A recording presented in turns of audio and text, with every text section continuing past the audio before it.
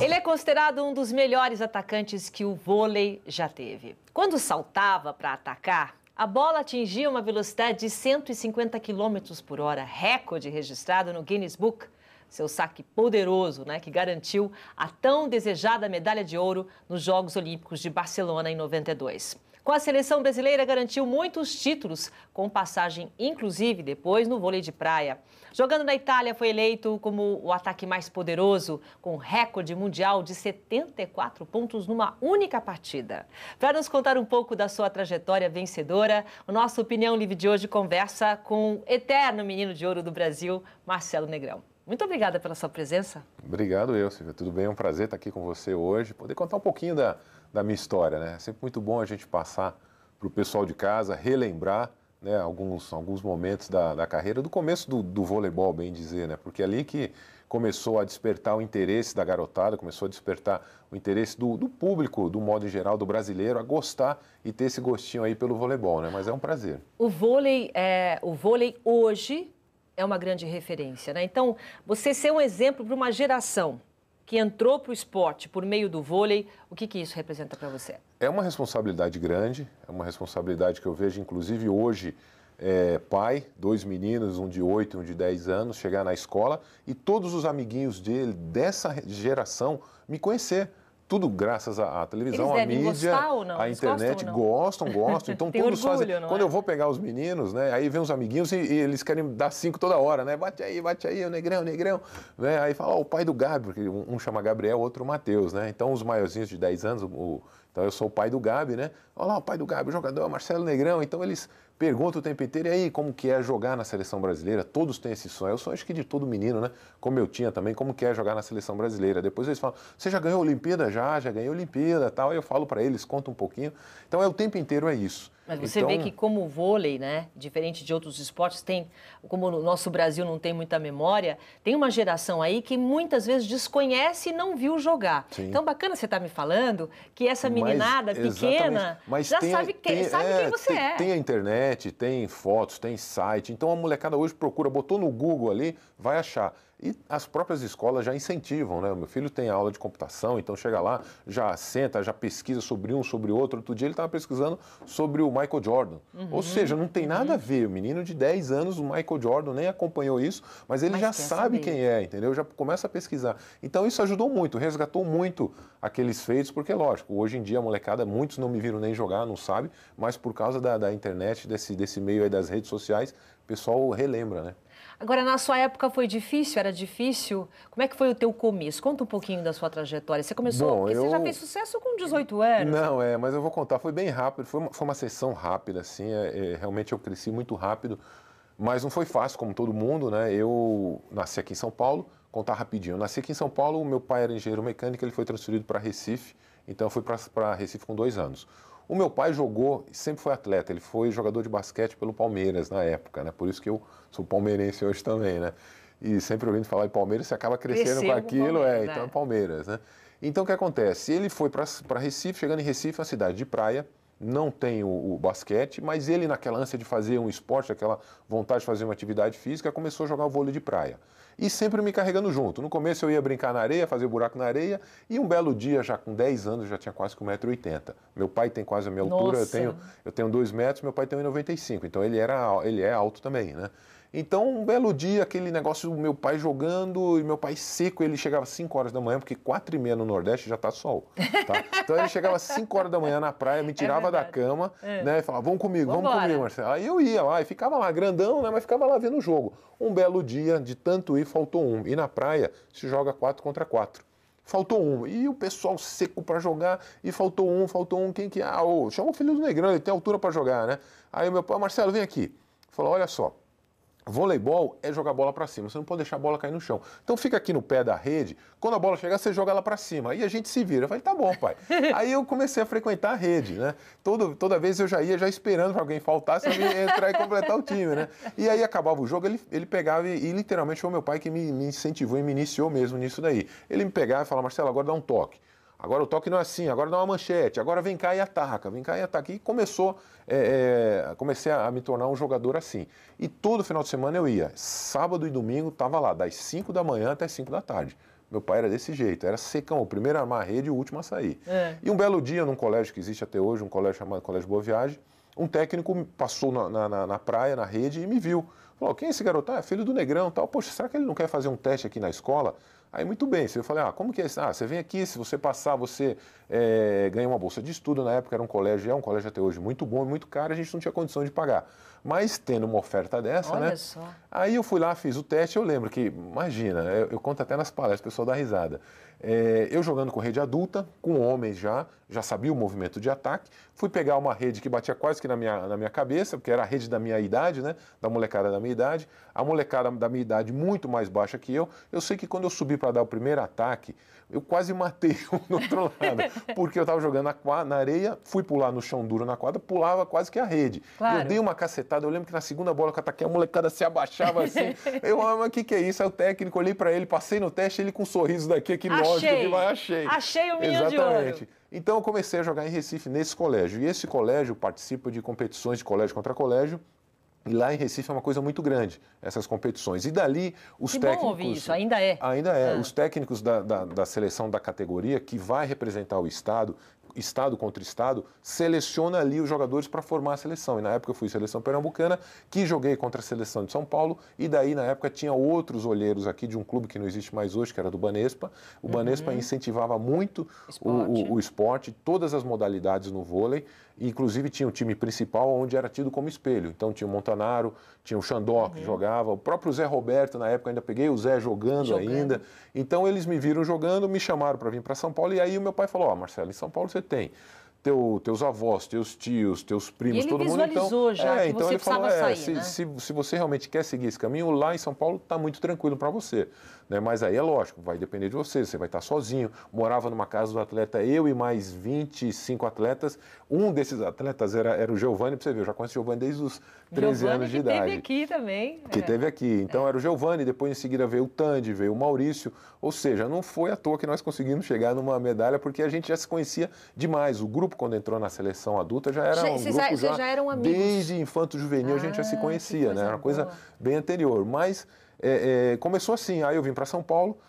Chegando em São Paulo, tinha uma coisa muito boa aqui, e é uma coisa muito boa que tem também, o pessoal de casa às vezes não sabe, por que tem essa renovação tão grande. Existe assim uma regra no voleibol, se você é titular da sua categoria, você tem o direito a treinar na categoria de cima. Se você é titular da outra categoria... Justamente para ter essa evolução. Para ter essa evolução. Então, o que aconteceu? Eu cheguei em São Paulo, fui titular da minha categoria infanto-juvenil e tinha o direito de treinar, simplesmente treinar na categoria juvenil. Só que durante o treino do juvenil, o treinador via que eu era melhor do que o jogador juvenil. E ele me deixava ser titular do juvenil. Mas aí não podia passar por causa da idade? Podia, ainda existe até hoje. Não só no vôlei, mas em outras modalidades, tanto que o Neymar, melhor do mundo com 19, 20 anos, né, isso em outros países não acontece. Tá? É muito raro isso acontecer. Realmente eles prezam o estudo, eles prezam a idade do jogador e o cara só vai ser um cara muito bom depois que ele está formado lá pelos 20 e poucos anos. No Brasil não tem isso não. Se você é bom, você vai subindo, vai subindo. Por isso que com 17 anos já a seleção brasileira, né, e depois 19 anos campeão olímpico. Com 17 anos você já foi chamado? Já fui chamado para a seleção. Era o Bebeto de Freitas. Ah, o Bebeto de Freitas. Era o Bebeto de Freitas. Essa imagem aí da época... logo no comecinho. Logo no comecinho, né? Logo no comecinho. Então, assim, o que aconteceu? Tive uma ascensão muito rápida. Eu tinha um salto, uma impulsão muito grande, que era fora do normal. Era a minha característica. Era um salto muito grande e aos pouquinhos eu fui desenvolvendo a potência do ataque. Né? Fui tendo mais velocidade, fui tendo um encaixe, um movimento. Eu era muito coordenado. Né? Então é uma coisa que eu tenho até hoje muito boa para mim, que eu consigo fazer tudo quanto é esporte, porque eu tenho uma coordenação motora muito boa. Então isso me ajudou muito. Mas você sabia, por exemplo, você percebeu que o teu potencial era justamente a impulsão e o ataque. Aí você trabalhou mais. A minha impulsão me dava uma facilidade grande para atacar. Então eu passava. Também, né? Então, o que acontecia? No vôlei de antigamente, um cara da minha altura, de 2 metros de altura, não saltava. E não tinha muita coordenação. Então era um jogador que entrava ali mais para bloquear, um jogador que não era raro os atacantes. na minha altura. E eu cheguei sendo um cara de 2 metros de altura e saltando muito bem, com a coordenação de jogador de 1,80 m, 1,90 m, que era o máximo que existia, que era o Renan, era o Montanari, era o Bernard. São jogadores bem coordenados, mas são baixos. E aí eu cheguei com essa característica. Depois chegou o Tandy também, né, com essa característica de jogadores que saltam e têm muita habilidade. E aí a nossa ascensão para uma seleção foi muito, muito rápida, porque precisava disso aí. Né? E como que foi? Lá em 92, eu estava até acompanhando, né, relembrando um pouco a tua história. Em 92, o diferencial, você foi considerado pelo Zé Roberto, você foi considerado o grande segredo daquela vitória. Sim. Por quê? Justamente pelo fato de, como eu te falei, ser um cara bem coordenado, eu conseguia jogar em outras posições. Mas a estratégia era meio... Tem muita gente que não imagina, de repente você já conhece, você está no meio esportivo, mas no vôlei existem as posições, o atacante de saída, o atacante de ponta, o jogador que joga pelo meio, o levantador. Muitos jogadores hoje no mundo não conseguem fazer outra posição. Ele nasce e cresce naquela posição. Eu tinha uma característica diferente, eu conseguia jogar em todas as posições. É mesmo? Por ter uma coordenação diferenciada. Entendeu? Eu tinha um tempo de bola, tinha uma corrida diferente, eu conseguia me adaptar muito rápido.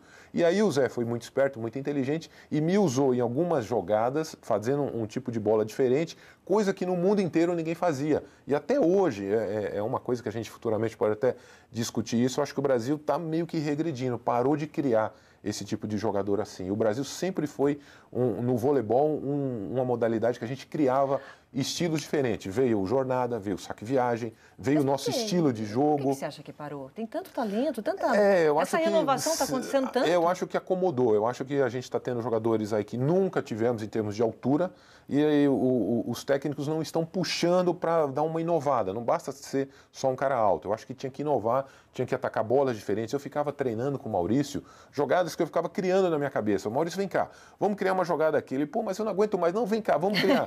E ele também, Marcelo, acho que você podia fazer uma jogada assim, porque eu tinha essa facilidade, né? Então existiam jogadas, você tem uma ideia, que eu vinha correndo pelo meio, parava o bloqueio, pulava em cima, eu abria e batia do outro lado.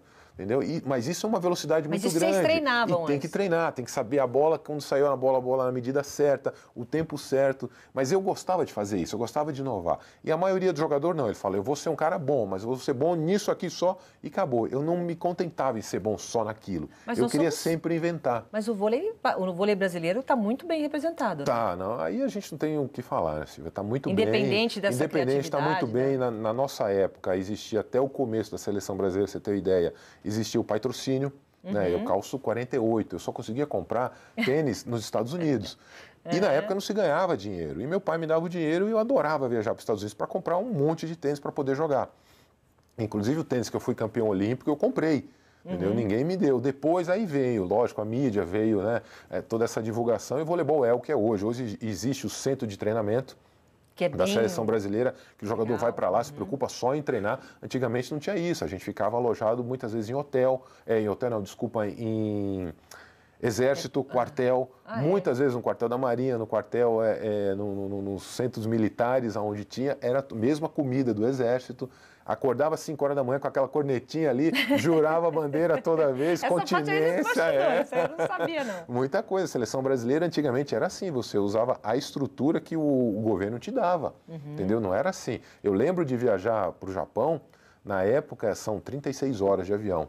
Até você chegar e botar o pé na porta do hotel, deitar na cama e descansar. Dão 36 horas. E antigamente tinha os voos que saíam daqui e a classe econômica, a gente só viajava em classe econômica. Você imagina, 2 metros de altura, classe econômica e podia ter fumante. Nossa, não, você lembra que os fumantes tinham na parte de trás do avião? Você imagina, você ia lá atrás com os caras fumando daqui até o Japão. Você virava um fumante. Ou seja... Não, nós vamos fazer um intervalo comercial aqui, porque tem muita história. Tem muita história. Marcelo Negrão, no nosso Opinião Livre. Um instante só, já volto. Até já. Estamos de volta, a Opinião Livre de hoje, conversando com o Marcelo Negrão. Está contando aqui as histórias dele, mas independente disso, de toda a sua trajetória, muitas histórias que você deve ter para contar, essa responsabilidade, né, de carregar o nome do Brasil até hoje, depois que você conquistou a medalha, o que mudou? Porque você teve uma lesão que acabou mudando essa história, né? Então, conta um pouquinho esse outro lado, né? A gente está contando as histórias aqui, mas esse outro lado, o que realmente começou a mudar a sua vida depois desse ouro olímpico? Bom, primeiro que antigamente a gente ia jogar no Ibirapuera, antes de ser campeão olímpico, e o ginásio Ibirapuera era totalmente vazio. Eu lembro de estar, até uma história engraçada, a gente está indo para o jogo, acho que era Brasil e Itália, um negócio assim, e tinha uma fila enorme de pessoas, uma fila gigante, ônibus e um monte de pessoa na fila. A gente, poxa, hoje vai estar lotado o ginásio, né? E no Ibirapuera existe o vestiário que é por baixo. Então você sai de baixo, assim, entra e já está junto com o público, com a torcida, né? E aí a galera, vamos lá, dá a mão aqui. E na hora que a gente levanta assim, tava lá o meu pai, minha mãe, a mãe do Maurício, não tinha ninguém no ginásio. Mas cadê aquele povo todo, né? Aí não, é que tá tendo o show do Ahá, lembra do Ahá, aquele grupo? Grupo Ahá. Tá tendo o show do Ahá aqui do lado, por isso que, puta, então não era pra gente aquele público, pra você ter uma ideia como que era. Aí depois da medalha, aí fomos jogar de novo no Ibirapuera, aí olhamos assim, a gente chegando, aí damos uma olhada no vidro assim do ônibus, aí lotado de novo, um monte de gente. Aí eu lembro que um engraçadinho no final do ônibus chegou e falou, pô, será que tá tendo show do Ahá de novo? Mas aí não, aí era pra gente realmente, aí tava lotado e virou a loucura que é até hoje, né? O estádio sempre lotado. O que mudou para você? Do lado bom ou do lado ruim depois desse? Então, aí o que aconteceu? Você se dedica ao máximo no voleibol, naquilo que você mais ama na vida, você se dedica ao máximo na seleção brasileira. Eu desde cedo, 17 eu já estava na adulta, mas com 14 eu já jogava nas categorias de base, seleção brasileira também. Então foi a vida inteira numa seleção brasileira. Eu fui atacar uma bola... 15 anos, né, que você ficou? 15, pelo menos? pelo menos uns 15 anos. Molecão. Eu fui atacar uma bola... o destino, pra você ver, ganhei em cima da Holanda, a minha medalha de ouro, e me machuquei e saí da seleção em cima da Holanda também. Eu fui atacar uma bola, o chão estava molhado, eu não percebi, escorreguei, daí o tendão patelar arrebentou e veio parar no meio da mesma coisa que o Ronaldinho, o fenômeno, mesma lesão. E aí foram 2 anos de recuperação, 2 anos que eu tive que me superar, ter força de vontade, sair da cama e dizer, não, eu vou voltar a jogar voleibol, porque muita gente dizia que não ia voltar a jogar voleibol, mas eu tive que sair da seleção brasileira. Então, você perguntou o que mudou. Foi uma coisa ruim e uma coisa muito boa que aconteceu na minha vida. Quando eu jogava, eu só pensava em ser jogador de voleibol. Só pensava, para mim, o meu mundo era voleibol e não existia mais nada. Eu não tinha amigos, eu não saía, eu não sabia quanto que custava o custo de vida, não sabia salário mínimo, eu não sabia de nada. Você está ganhando total. Foco total e você fica meio que bitolado naquilo ali, entendeu? Você fica meio que perdido. Eu não sabia dar uma entrevista, eu não sabia conversar. Eu me preocupava pura e exclusivamente com o voleibol. Era isso, era dormir à tarde. Braçal, né? Era dormir à tarde, descansar para o treino e acabou. Não gostava de fazer nada, era só vôlei. Minha mulher, eu morei na Itália durante 5 anos. Casados, eu morei durante 3. E nesses 3 anos de casado, no começo de casamento, fui jogar em Roma. Imagina, conhecer Roma. Entendeu? Hoje eu tenho que voltar lá para conhecer, porque na época eu não queria sair, eu tinha as folgas. Sabe o que eu fazia? Eu levei um colete de 12 quilos, colocava o colete e ficava treinando. Perto de casa tinha um campo, uma grama, eu ficava saltando para poder saltar. Realmente, bati recorde, foi muito bom, mas eu morei em Roma, eu não conheci Roma. E minha mulher, pô, para de ser tão Caxias assim, né? Vamos dar uma saída, eu não queria saber. E aí, quando veio a lesão e disseram para mim que eu nunca mais ia voltar a jogar, é que aí eu pude botar a cabeça no lugar e falar, bom, o mundo não é só voleibol. Né? Eu dei a chance, aí que eu digo, foi ruim porque eu me machuquei, lógico, senti demais, mas ao mesmo tempo eu acordei para a vida. Né? Aí eu falei, bom, e agora, do que eu vou viver? Hoje eu tenho 2 academias, me tornei empresário, eu vi que eu precisava ter algum negócio para sobreviver. Mas que época que você foi para o vôlei de praia? Foi quando você se machucou? Não, então, aí eu te conto. Aí o que aconteceu? Eu vi que o mundo não era só voleibol, virei empresário, precisava ter algum negócio, comecei a dar palestras, comecei a me comunicar melhor, comecei a tirar um pouco do proveito daquilo ali. E tive a chance de voltar a jogar. Então eu voltei a jogar ainda, fui campeão brasileiro aqui, jogando na época pela Ubra, que foram assim essenciais na minha vida, que eu já tinha dado realmente meio que... encerrado, né? encerrado, porque ninguém me contratava mais. Então você imagina, machucou o joelho, ninguém contratava mais, a Ubra veio e falou, não, a gente vai te dar uma condição de você voltar jogador, vamos te dar um fisioterapeuta 24 horas aqui com você. Olha que legal, preparador físico, que a gente acredita que você volta a jogar. E eu voltei a jogar, fui campeão brasileiro nesse mesmo ano, retribuí, né, aquilo que eles me deram, eu consegui retribuir de novo para eles, dando o título para eles de campeão brasileiro. Em seguida, graças a Deus pela fama que eu tinha na Itália, viram que eu voltei a jogar, me chamaram de novo para a Itália. Voltei para a Itália, joguei mais 2 anos na Itália, joguei mais 1 ano no Japão, voltei para a Itália de novo e aí nasceu meu primeiro filho, Gabriel, e ele sofreu demais. Deu para namorar um pouquinho. Isso. Então, foi importante essa minha lesão, que eu tinha acabado de casar, mas, enfim, é outro tipo de foco, eu tive como é que diz, o tempo de conhecer a minha esposa também, até então não tinha, vivia viajando, vivia em concentração. Então, ou seja, foi uma lesão que veio para bem. Eu me tornei empresário, conheci a minha mulher melhor, consegui fazer um filho também, né? E aí o que aconteceu? Nesse meio tempo de estar jogando na Itália, muito frio, muita neve, eu jogava na cidade de Ferrara. Lá é praticamente o dia inteiro, é neblina ou neve. Você não enxerga nada, é muito frio. E ele, tadinho, ele entrou num processo de muita gripe, não conseguia respirar direito. Eu falei, bom, quer saber, está na hora de voltar para o Brasil. E aí tive proposta de jogar aqui de novo, jogar até em outros países, mas eu falei, não, quer saber, eu vou tentar uma coisa diferente. Eu vou tentar o vôlei de praia. E eu lembrei e resgatei o meu começo, que foi no vôlei de praia. Eu falei, então não vai ser tão difícil. Já estava em casa, né? Já estava em casa. E foram, assim, momentos muito bons. Quanto tempo você ficou no vôlei de praia? Acho que uns 5 anos. Joguei 5 anos. 5 anos e aí, com 38, eu resolvi me aposentar.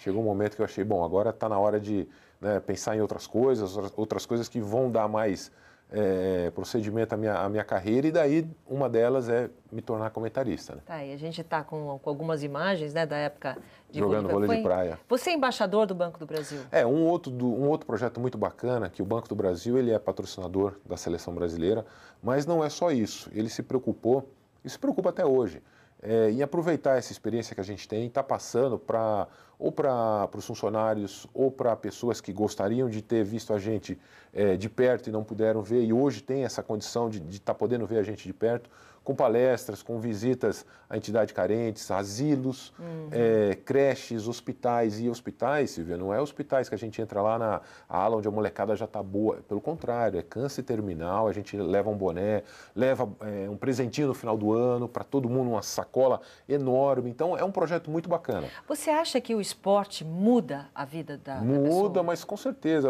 Você pega aí o vôlei, no caso... Poderia ter, no caso, vamos dizer, no sentido de sociedade mesmo. Tudo. Porque, olha só, você pega, eu digo um exemplo no vôlei, futebol, uma bola só é muito mais barato do que você está investindo em... Tudo bem, educação é importante, lógico, mas o esporte, vamos falar só de esporte.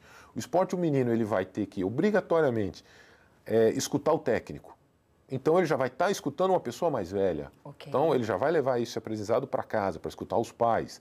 Ele tem que estar respeitando o espaço do companheiro do lado, porque ele não vai ganhar sozinho. É verdade. Então, ele já vai estar na escola, quando ele estiver na escola, ele já vai estar o respeito pelo outro. A disciplina, ele não pode chegar como eu já vi, tá? Dando treinamento, eu mandava o moleque dar um pique e o outro dava outro pique. Aí um sempre ganhava e tirava sarro desse que perdia. Aí esse de 11, 12 anos falava, tio, eu acho que eu vou ter que parar de fumar, porque eu estou perdendo e o meu amigo tá tirando sarro da minha cara toda hora. Então, você já começou a tirar um moleque do meio das drogas.